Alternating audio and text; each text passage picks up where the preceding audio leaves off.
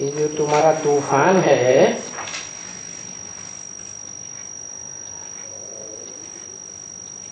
वो अंत तक चलेगा।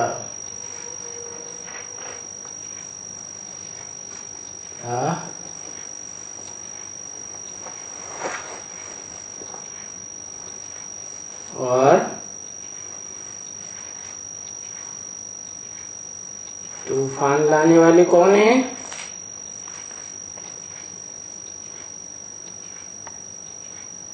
सुप्रीम सोल शिव है या जिसमें मुकर्रर रूप से प्रवेश करता है वो है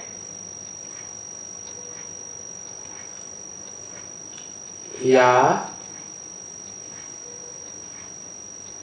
उसी मुकर्रर रथ में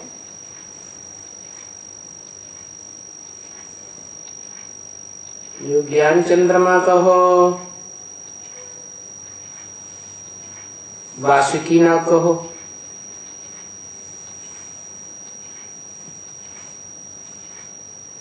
प्रवेश करता है।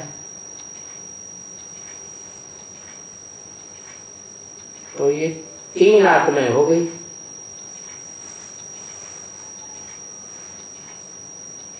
एक ही शरीर रूपी रथ में। तो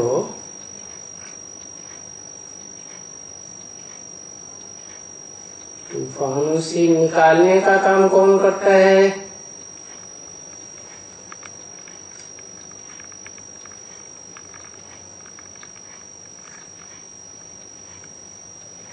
और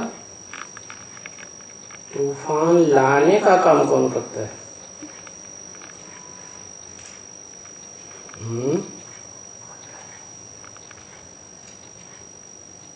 एक है सदाशिव तीसरा नेत्र, जो भ्रकुटी के मध्य में दिखाते हैं। निरंजन, निराकार, अकर्ता, अभोक्ता, जन्म मरण की चक्र से न्यारा। तीसरा नित्य शिव, शिव नित्य कहते हैं उसको।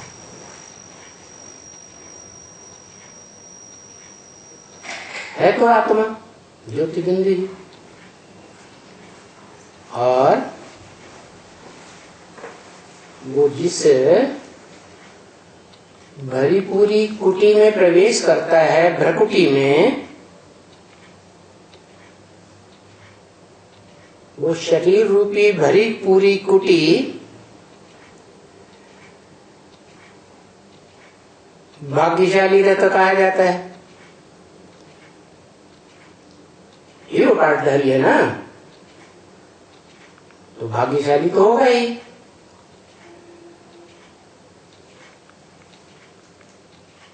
तो वो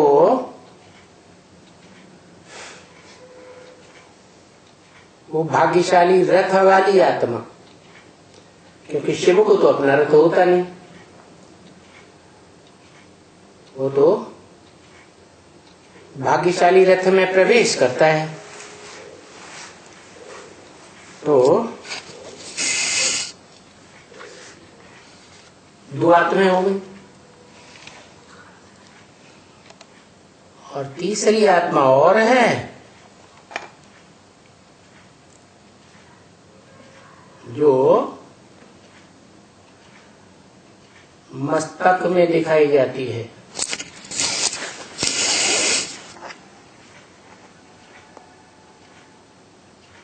सर में कहो या कहो बुद्धि रूपी पेट में दिखाई जाती है।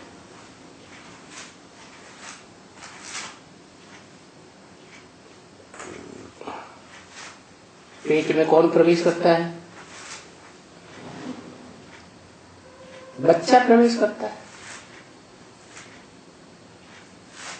और बच्चा कहाँ जन्म लेता है? जहां जीत वहां जन्म। तो जरूर कोई आत्मा है जिसने पूर्व जन्म में, जो शंकर पाठधारी है ना त्रिमूर्ति में, पहले तो ब्रह्मा है, बाद में शंकर पाठधारी, तो वो शंकर पाठधारी आत्मा पूर्व जन्म में मनुष्य थी,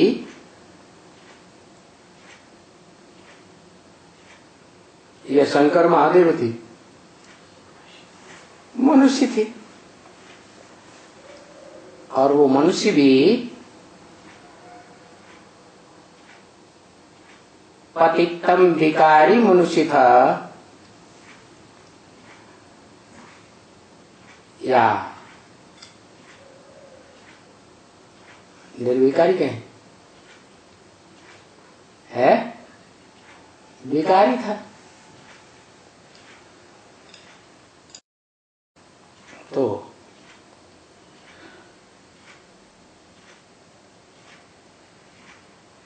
जिनको भावना के आधार पर साक्षात्कार हुए, वो ब्रह्मा वाली आत्मा उस विकारी को बार बार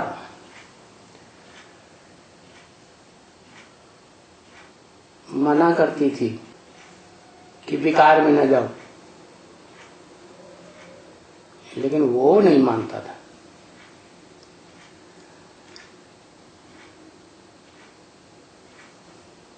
जैसे कि धोबी घाट चलाया हुआ, तो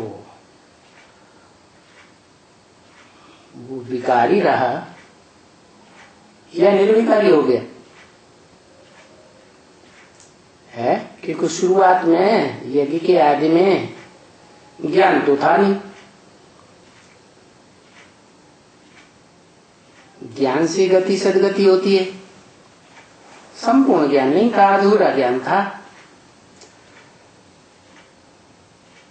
तो गति सदगति होने का तो सवाल ही नहीं। तो वो आत्मा विकारों में ही फेल हो गई, निर्विकारी नहीं बनी। और दादा लेखराज ब्रह्मा की आत्मा ने विकारों के मामले में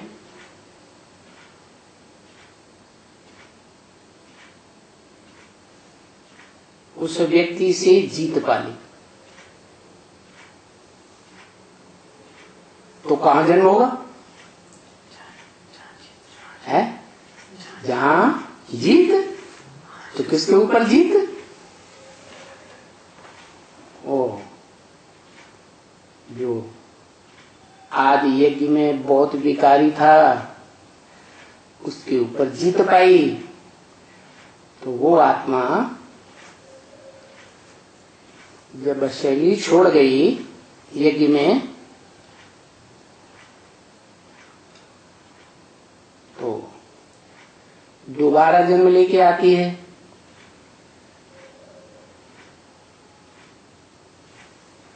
यज्ञ में। और ब्रह्मा बाबा निमित्त बनते हैं सारे ब्राह्मण संगठन को चलाने के लिए।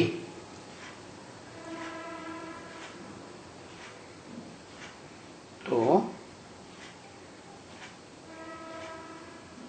एक तरफ ब्रह्मा शरीर छोड़ते हैं और उसी वर्ष वो फेल होने वाली राम वाली आत्मा ज्ञान यज्ञ में आ जाती है। तो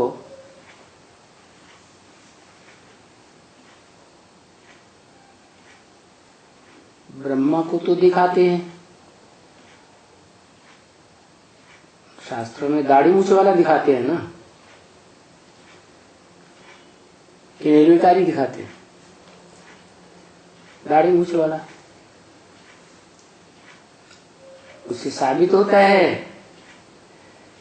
कि पुरुषार्थी जीवन में शरीर छोड़ने से पहले ब्रह्मा ने ऐसा पुरुषार्थ नहीं किया जो विष्णु या शंकर की तरह क्लीन शेव निर्विकारी देवता बन पाते। नहीं किया ना।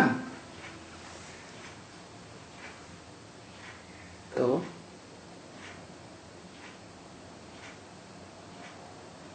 देहवान टूटा नहीं, क्योंकि जैसे माँ होती है ना, देहवान में आकर के बच्चों को गोद में डाल के खूब हिलोरे देती है, चिपकती रहती है। ऐसे ही ब्रह्मा ने अपने जीवन में क्या किया? क्या किया बच्चों के साथ? बच्चों को या बच्चियों को गोद में लेकर के खूब देह अभिमान का प्रदर्शन किया। तो बच्चों के संग का रंग लगेगा या नहीं लगेगा? लगा। अति का देह अभिमान बढ़ गया।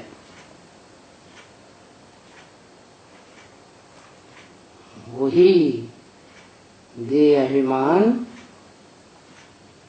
जब कलयुग का अंत होने को आता है और सारी दुनिया में रावण राज्य फैला होता है, तो रावण के 10 सिर रूपी मुखों के ऊपर कंट्रोल करने वाला किसको दिखाते हैं? गधा। वही देह अभिमानी गधा कलयुग का अंत आने पर देह अभिमान के रूप में सवार हो जाता है।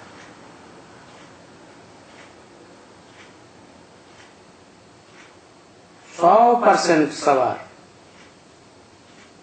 किसके ऊपर है? 10 सिर है ना,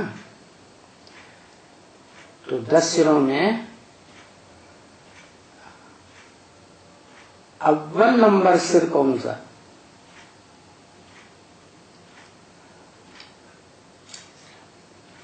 है काम विकार। काम विकार भी 2 प्रकार से होता है। एक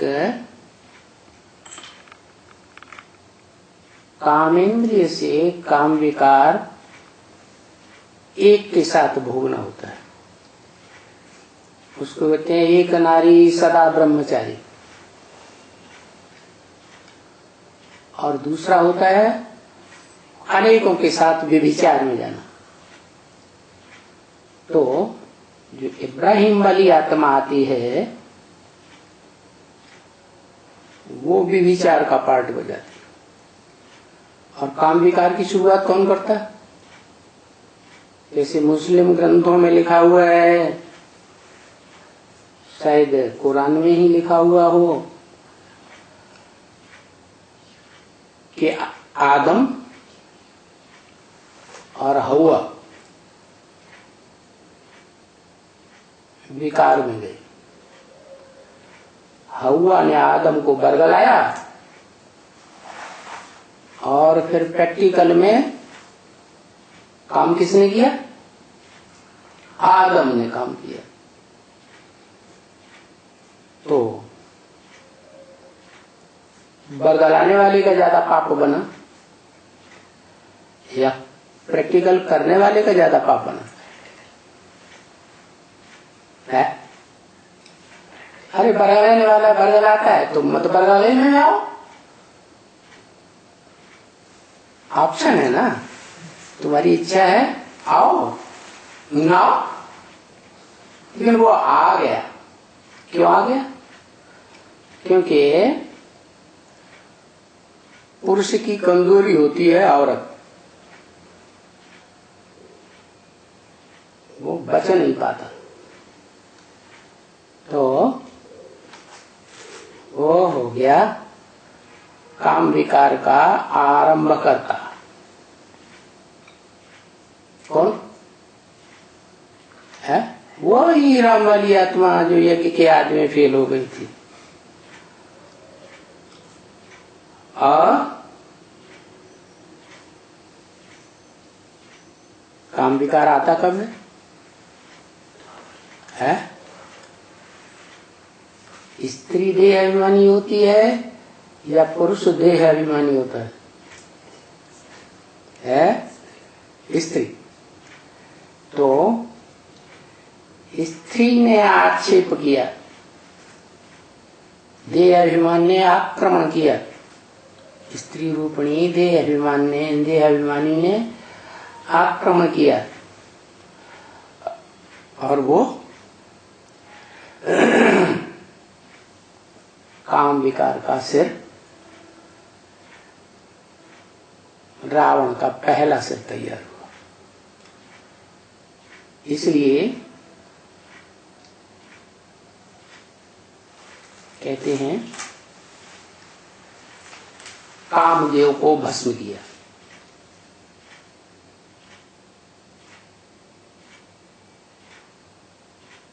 कामदेव अपने अंदर की चीज है तो कोई बाहर का देवता है? अंदर की चीज है ना। तो ब्रह्मा वाक्य मुरली में आया राम फेल हो गया है। राम वाली आत्मा रावण बनती है आखिरी। क्या? रावण के सिर बहुत बनते हैं लेकिन अति का 100% रावण कोई नहीं बन पाता। वो कौन सी आत्मा बनती है? जो मनुष्य सृष्टि का बीज है वो ही रावण बनता है। सारे संसार को विनाश काल में रुलाता है। सब रोते हैं।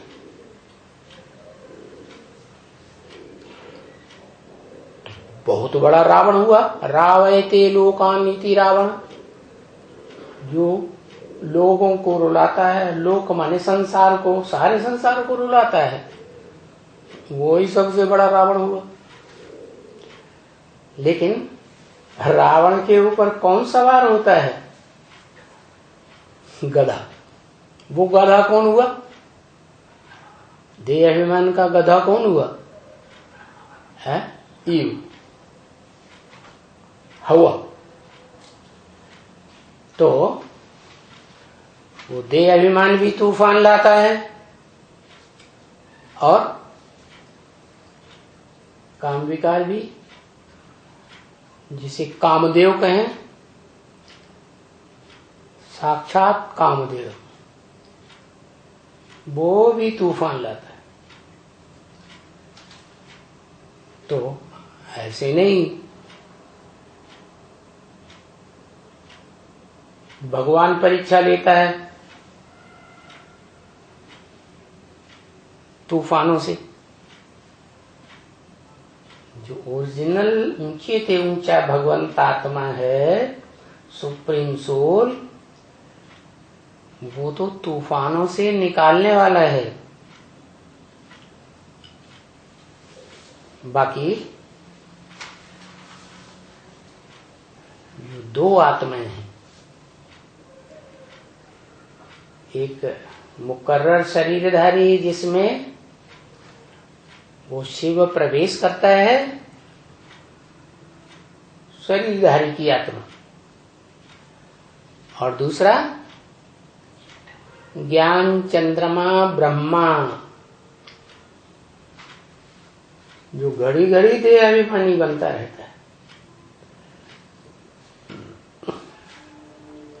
जैसे गधे को कितना भी स्नान ध्यान करा के स्वच्छ कराओ, वो दराक से देह अभिमान की मिट्टी में लौट जाता है। तो काम विकार की उत्पत्ति करने वाला कौन हुआ? ऐसे तो कोई भी विकार की उत्पत्ति करने वाला वही है, लेकिन खास काम विकार की उत्पत्ति करने वाला कौन हुआ? देह अभिमानी गदा।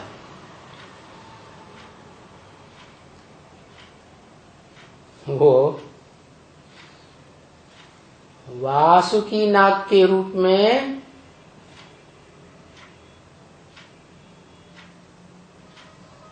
उस मुकर्रर शरीरधारी के तन में, खास करके गले में लिपटा ही रहता है।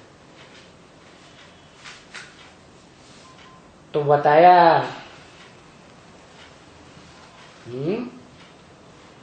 ये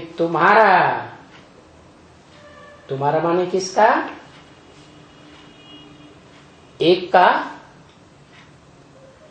या एक से ज्यादा का? तेरा माने एक का, अंग्रेजी में कहते हैं दाऊ। और तुम्हारा माने कम से कम दो का। तो वो दो ये हुए, एक हुआ दादा लेबराज वाली आत्मा, साक्षात देह अभिमान, जिसे मुसलमानों ने हवा कहा और अंग्रेजों ने ईव कहा। और दूसरा आदम, या अंग्रेजी भाषा में एडम, या हिंदुओं में जिसे आदिदेव शंकर कहते हैं। तो ये एक मूर्तिमान शंकर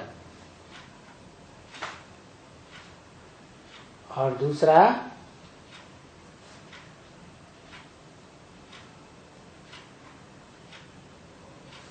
शंकर। तो ज्ञान सागर हो गया। ज्ञान सागर जो धरणी को तीन गुना, तीन ओर से अपने में समा के रखता है। माने धरणी माता हो गई, सागर पिता हो गया, और उन दोनों का बच्चा उपग्रह चंद्रमा हो गया। तो वो ज्ञान चंद्रमा ब्रह्मा और ये पिता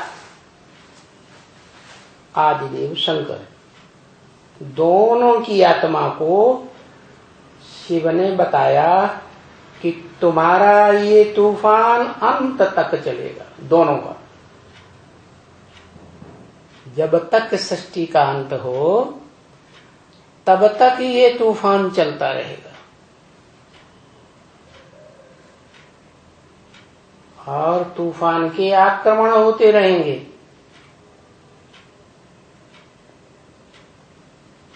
ये भी कहते हैं हाँ,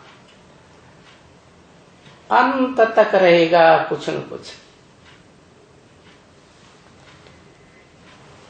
क्या? जब तक सारी सृष्टि का ध्वंस हो, विनाश हो, तब तक कुछ न कुछ तूफान आते ही रहे।